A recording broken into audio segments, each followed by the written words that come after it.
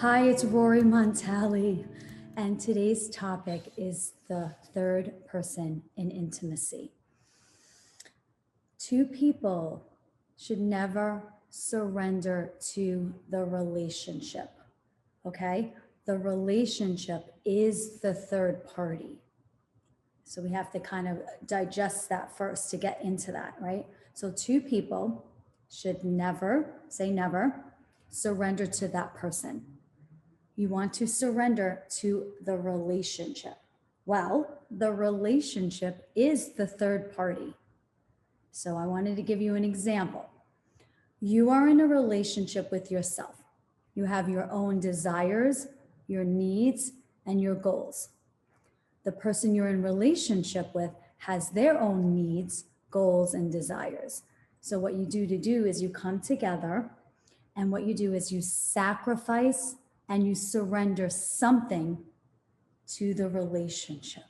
It's like the base of the triangle, right? You got to make it really strong so you're not going to have this thing where you guys disconnect. The whole point of this is so you and your partner both sacrifice something and surrender something, so that way there's this deepest connection of the two of you can possibly have. So you always want the love, the feeling, always feeling good, the feeling of the good feeling. What's that good feeling? The good feeling. So what you want to do is like say, okay, there's an incentive here, Raw. There's an incentive for me to keep surrendering, keep letting go, because the end result is the deep connection. And that's what we truly want in our relationships. Well, let's go on the other side of the tracks. Let's say you decide one day, oh, I don't feel like sacrificing. I don't want to give up anything. And you say, okay, well, what will happen in that relationship is there'll be a decrease in love connection. That is the absolute result for that. And you're like, oh my God, I don't want that. It's a destructive cycle. You're going down the wrong road. You're always aware of that. And then you say, wait, I need to shift my mindset.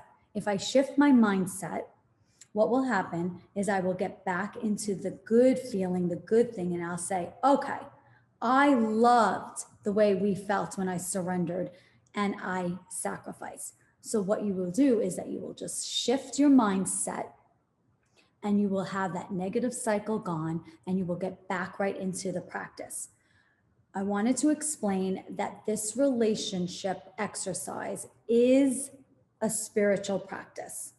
Just as if you were going to run and go get those muscles, I'm going to pump up and I'm going to get those muscles and I'm going to work out every day. But it didn't happen in one day.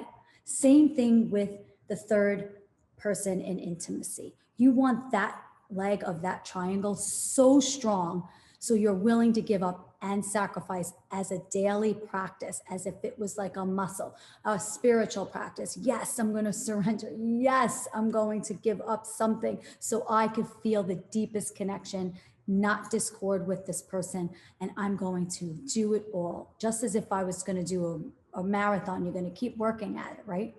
Well, here's an example of what Joan and Bob had to sacrifice and surrender and had the best 20 years of marriage because of this. Joan was like, Bob, I want you to please come to church with me on Sunday. Every Sunday, Joan goes there. Bob's like, I go to golf, hon. I love golf with the boys. That's my thing. So Bob sacrificed a golf weekend and a golf Sunday to go with Joan. How awesome is that? So Joan and Bob both sacrificed a Sunday and they both went with each other. She went to golf with him. He went with her to church. They don't do it every weekend, but they sacrificed a couple times a year so they can actually have their desire, goals, and needs together. So stay with that frequency of that practice. So the more we practice, the more we get better at something, and you can stay in the intimacy of third party in that relationship stronger than ever.